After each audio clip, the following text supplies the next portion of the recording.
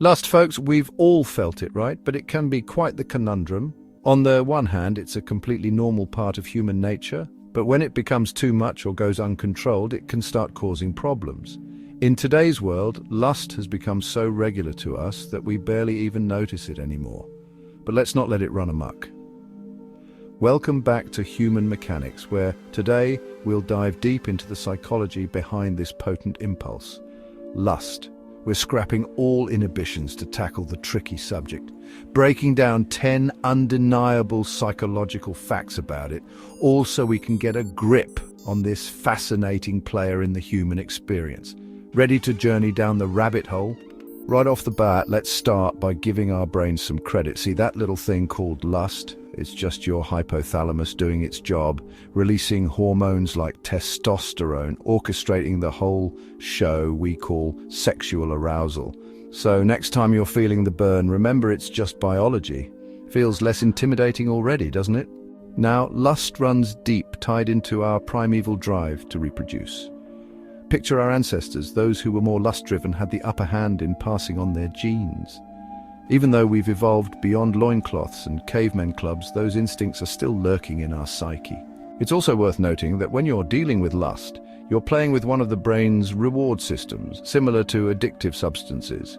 So if you're wondering why you can't shake that lustful thought, there's your answer. It has the power to create illusions, exaggerating the sense of allure and often leading us to unrealistic expectations.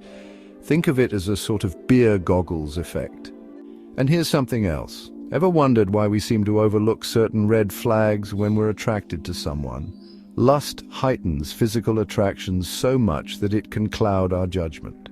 Additionally, for some, lust can serve as a band-aid, temporarily covering up feelings of low self-worth.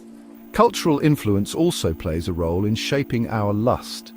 The media has a way of sculpting our desires and behaviors. Advertisements using sexual imagery are a classic example of how lust is often glamorized and normalized in our culture. Finally, when it comes to relationships, lust can be a double-edged sword. On one hand, it adds fun, excitement, and passion.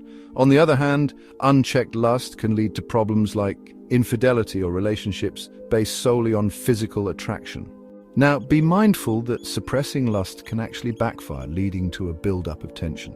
It's better to understand this wild beast and how to navigate it in a balanced way so it can enhance, not harm, your relationships.